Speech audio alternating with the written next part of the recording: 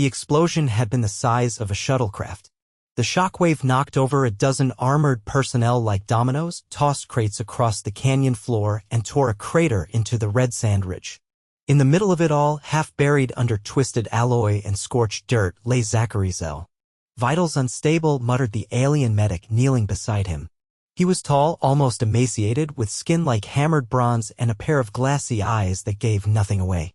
His translator unit buzzed faintly. "Cardiac rhythm erratic. Major arterial damage. Multiple compound fractures. Pulmonary collapse imminent." Zachary's chest rose in short, shallow gasps. His blood soaked into the sand beneath his side. Debris had torn through his torso, shrapnel, maybe, or part of the blast shield that failed to deploy in time.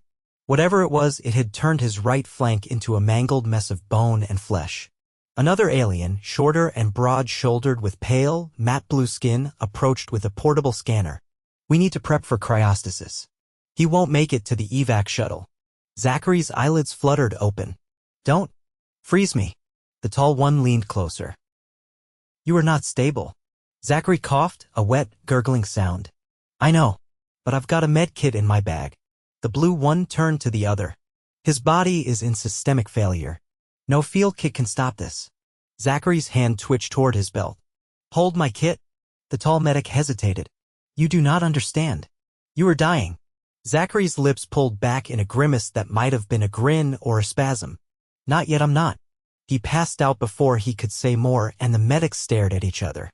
Then the blue one pulled the kit from his backpack and opened it. Inside was a mess of gauze rolls, auto-injectors, synthetic skin patches, and a battered, grease-smudged surgical tool the size of a steak knife. The tall medic poked at the contents like they might explode. "This is primitive." "It's what he asked for," the blue one muttered. "His physiology is different from ours. Perhaps it works for him." They began working, half out of obligation, half out of curiosity. The tall one used the injector first, feeding stabilizer into Zachary's bloodstream. The blue one cut away scorched clothing, exposing the full extent of the injury. The wound was catastrophic. Shrapnel had shredded muscle and shattered ribs. His lung had collapsed entirely. And yet, despite the blood loss, despite the trauma, the human's heart still beat erratic but defiant. The tall one activated a dermal sealer from Zachary's kit, watching as it fused torn flesh with a hiss. The blue one took a splint from the pack and aligned the broken arm, murmuring under his breath. By the time the evac shuttle arrived, Zachary was unconscious but alive. He regained consciousness 2 days later in the medical bay aboard the Varellan cruiser Ashel's Endurance. His ribs felt like they'd been rearranged with a hammer. A tube snaked into his chest, draining fluid from the collapsed lung. His right arm was immobilized. He couldn't sit up without pain lancing through his side. A nurse entered Varellan like the medics. Her skin was smooth and pale green, and she moved with careful deliberation. "You are awake." "Barely," Zachary croaked. She handed him a cup of water. "You should not be alive." He drank, then leaned back against the inclined bed. "Yeah, I get that a lot." She checked a data tablet. "You have a hemopneumothorax, 3 fractured ribs, a shattered ulna, and a ruptured abdominal vessel. Your recovery will take several weeks." Zachary groaned. "Sounds about right." The door slid open and the tall medic from the canyon entered.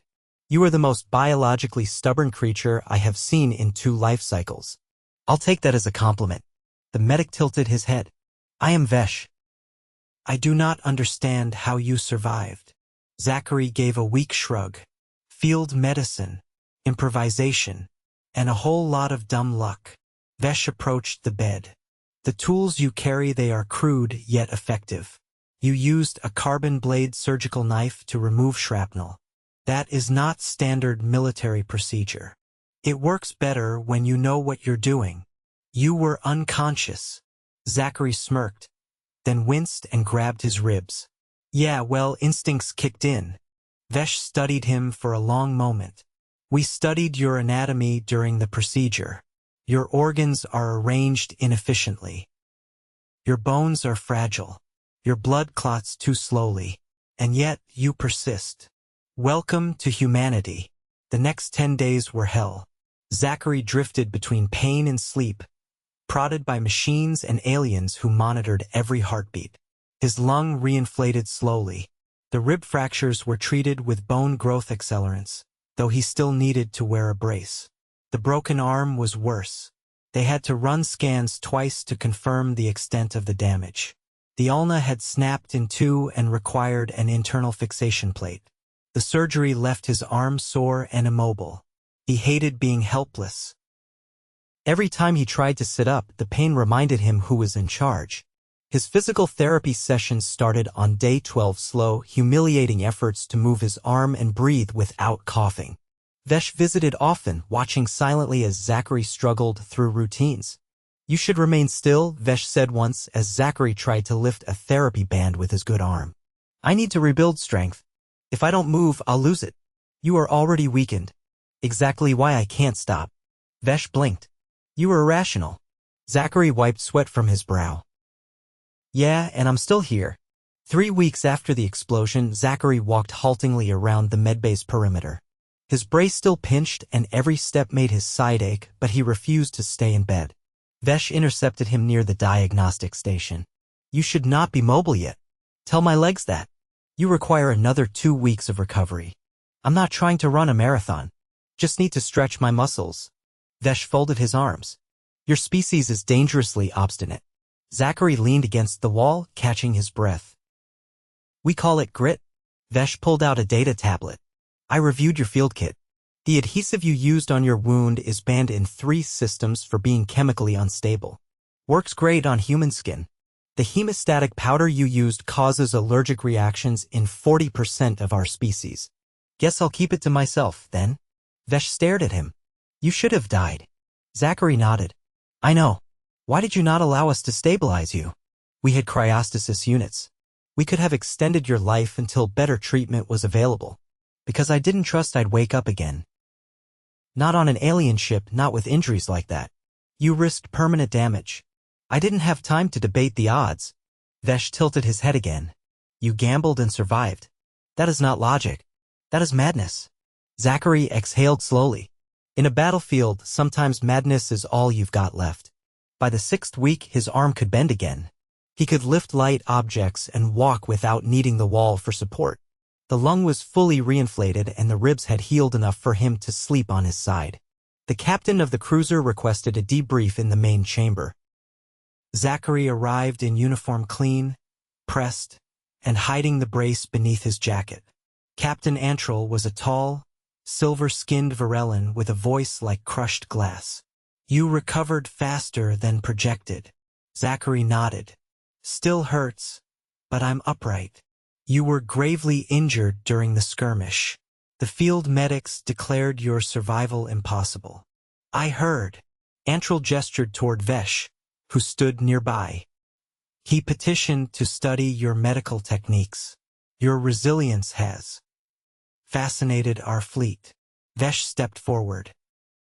"I wish to understand how your physiology withstands such trauma." Zachary gave a tired smile. "You're welcome to learn. But it's not just physiology. It's also the will to crawl out of the dirt." Antrell narrowed her eyes. "You are an anomaly among anomalies." "Maybe, but I'm not the only one." Vesh extended a data slate. "Will you assist us in adapting some of your techniques for emergency triage?" Zachary took it. "Sure. Just don't call it primitive this time." Vesh paused. "Crude, then." Zachary chuckled, then winced. "Still better than dead." The meeting ended with a formal nod. As he left the chamber, Zachary adjusted the strap on his shoulder brace. His body still ached. Every step reminded him of the crater, the pain, the blood. But he was walking, talking, alive. And sometimes that was more than enough. The Varellan surgical suite was colder than necessary. Not sterile cold. Zachary adjusted the thermal wraps around his forearm as the overhead lights flickered through diagnostic calibration. He was seated on a low platform, shirt discarded, brace removed, pins in his ulna now visible through a layer of transparent skin sealant. Vesh stood across the room, surrounded by medical apprentices. 4 of them, all wide-eyed, quiet, clutching note readers like they were ritual scrolls. One twitched every time Zachary inhaled too quickly. Begin the next phase, Vesh said without preamble. Zachary tapped the screen beside him. External stim units active. You'll see residual nerve chatter in the lower deltoid.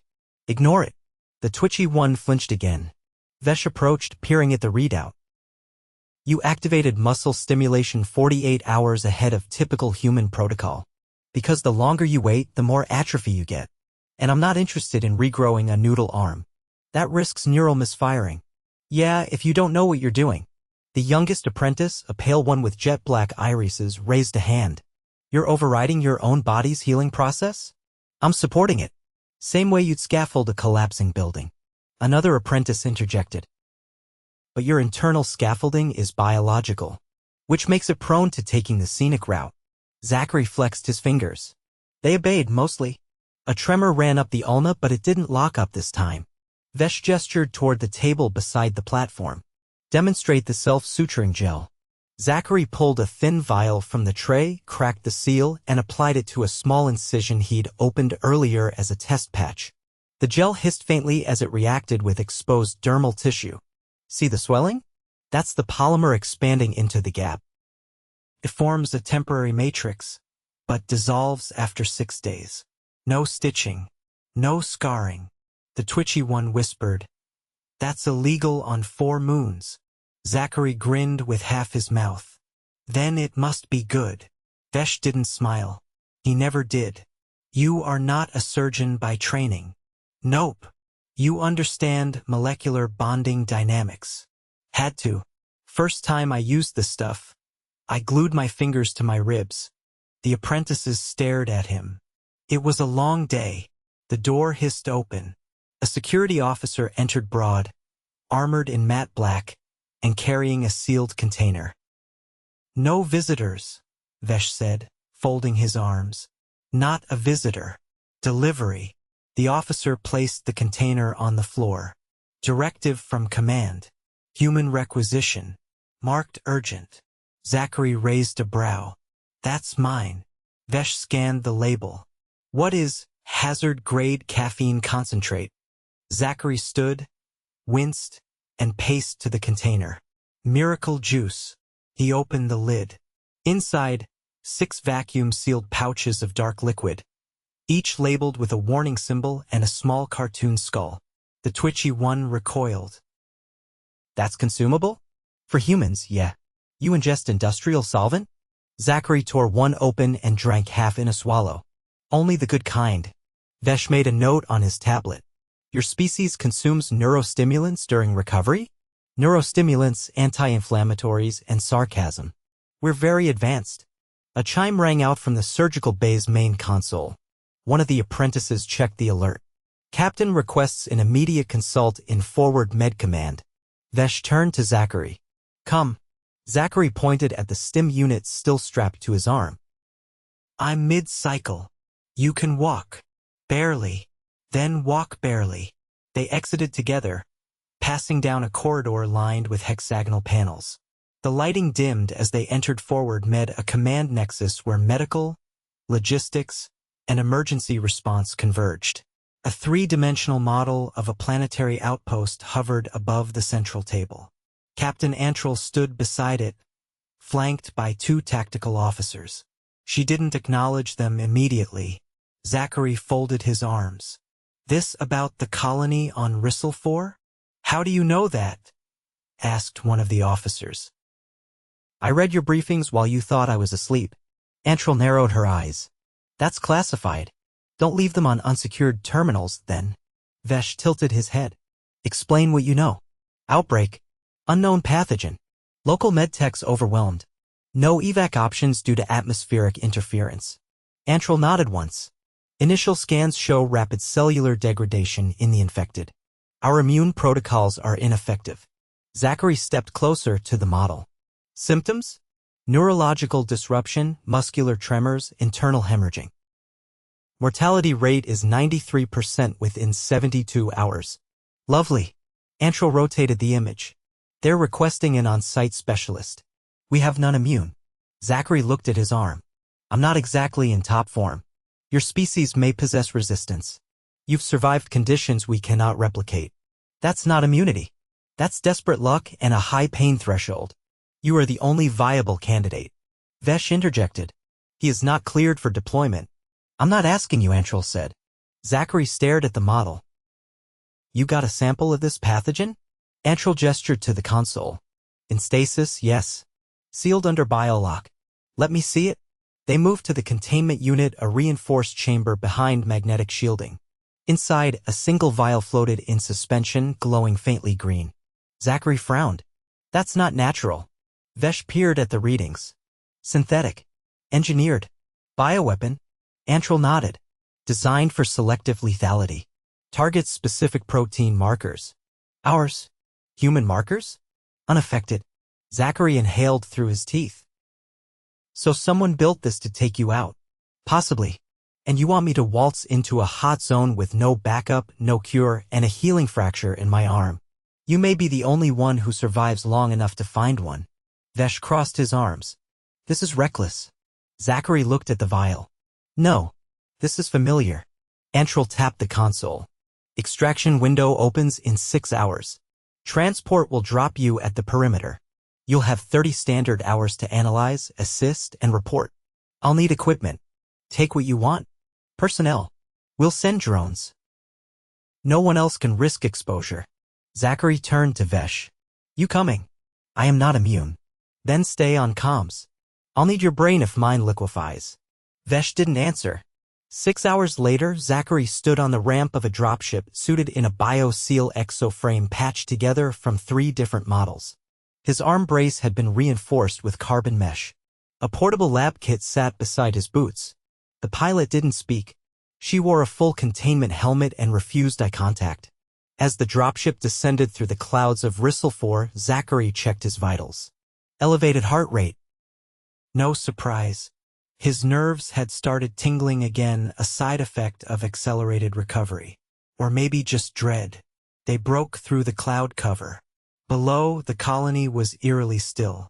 Buildings half covered in containment tarps. Streets empty. The perimeter gate stood open, as if expecting him. The ship hovered just above the landing platform. He jumped down, knees bending hard, brace groaning. The moment his boots hit the ground, his comm crackled. Zell, Vesh said. You are now inside the exclusion zone. Yeah. I noticed. Report immediately if you experience neurological disruption. Zachary took a breath. The air smelled faintly metallic.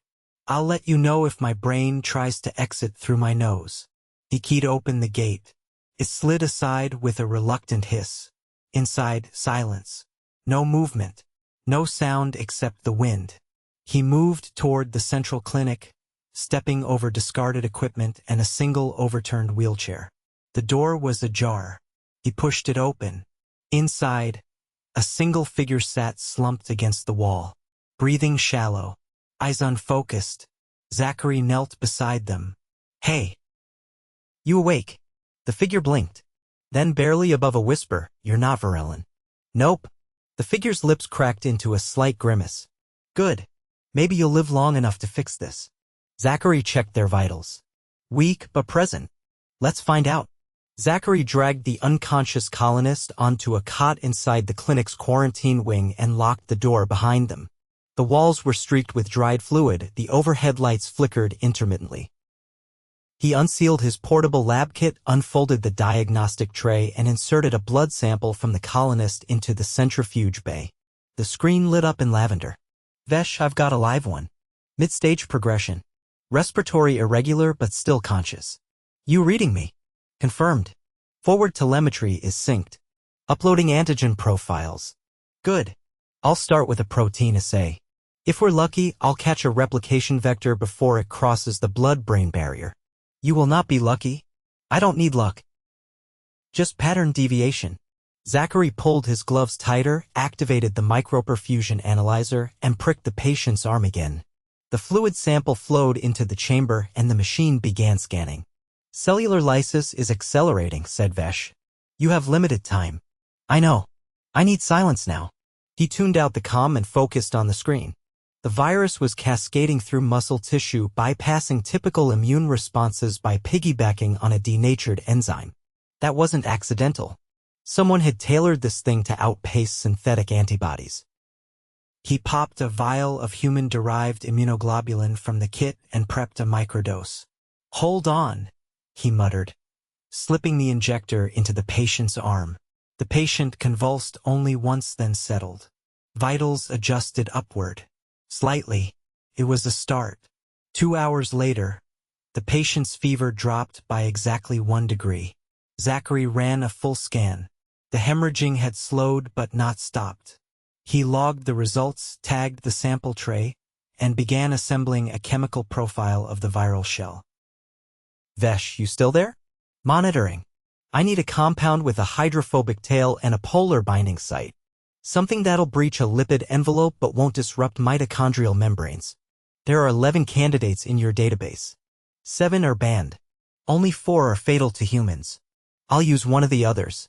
He selected a compound derived from a marine toxin, unorthodox, but it had the right molecular aggression.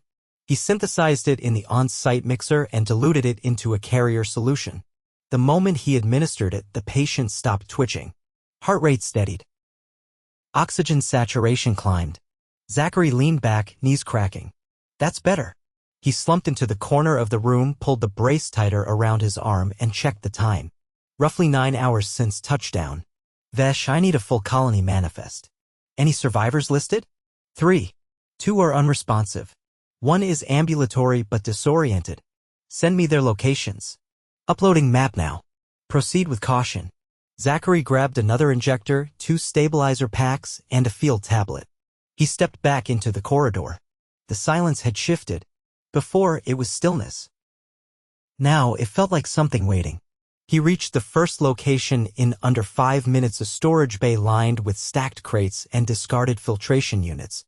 A woman in medical scrubs sat slumped against the far wall, eyes open but vacant. "Hey," he said, approaching slowly. "I'm here to help." She blinked slowly, uncomprehending. He checked her vitals, low oxygen, arrhythmic pulse, blood pressure dropping. Same infection pattern. He slid an injector into her neck. She coughed once, sharply, then leaned forward and vomited onto the floor. Zachary steadied her. "That's a good sign. Keep breathing." Her eyes focused. "Barely. Who? Someone who's not dying. Let's get you upright." He helped her to her feet, half carried her back to the clinic, and laid her beside the first patient. Then he started the process again. Scan, analyze, synthesize, inject. The second dose worked faster. Her immune markers rose within 20 minutes. He logged it all, every reaction, every anomaly. By the time he reached the third survivor, it was past the 14-hour mark. That one didn't make it. He stabilized her cardiac rhythm twice, but the viral progression had reached her brain. He recorded her final vitals, tagged her file, and covered her with a thermal sheet. Back in the clinic, both recovered patients were now conscious. The man was sitting upright, eyes clearer. The woman was sipping water. Zachary ran final diagnostics. The viral load had dropped to non-lethal levels in both. "Good news," he said, not looking up from the tablet. "You're not going to die today." The man coughed. "You're human. Lucky you. Your medicine, how did it work?" Zachary sat down on a crate. "Your body's rejected virulent antivirals because the virus was coded to bypass their immune signatures. But it hadn't ever seen a human one. So I piggybacked on that mismatch and hijacked the replication sequence. Your own systems did the rest." The woman exhaled through her nose. "You sound too tired to be that smart." "I am." He tapped his calm Vesh. "Too stable. 1 deceased. Virus is vulnerable to targeted disruption. Compiling synthesis protocol now. What is your extraction status?" "I'll be ready in 1 hour. Prep Deccan on your end." He turned to the survivors. "You'll both be clear in 24 hours. Stay in the clinic. Don't touch anything that glows." They nodded. Zachary stepped outside. The air felt different. Not cleaner. Just less foreboding. He pulled up the comms panel and activated the flare beacon. An hour later, the dropship descended through the haze. He boarded with the lab kit slung over his shoulder and collapsed into the seat without a word. By the time he reached the Varellan cruiser, he was half asleep. They scrubbed him in decontamination for nearly an hour, scrubbers, gas baths, full fluid scans. When he emerged, blinking and sore, Vesh was waiting. You were intact. More or less. You succeeded. I improvised. Vesh paused. Your methods are not replicable by algorithm. They rely on intuition, not protocol. That's why they work. You defy statistical modeling. Some of us do that just by getting out of bed in the morning. Antril appeared beside them, nodding once. The data you collected has already been distributed to our medical command. You prevented a full-scale outbreak. Zachary rubbed his eyes. Then I'd like a bed and 12 hours of unconsciousness. You'll have it. And after that, I go home. You've earned that. Vesh stepped forward. Before you depart, I would like to archive your full treatment process. Unedited. Zachary handed him the field tablet. Everything's there. Even the dumb ideas I didn't use. I will study them all. Good. Maybe next time you won't need me. Vesh tilted his head. I doubt that. Zachary smiled without humor. That's your problem. He turned and walked down the corridor, limbs aching, brace digging into his shoulder, exhaustion coiled deep in his muscles. But his pace was steady. He didn't look back. No one followed. And that for once was exactly how he wanted it.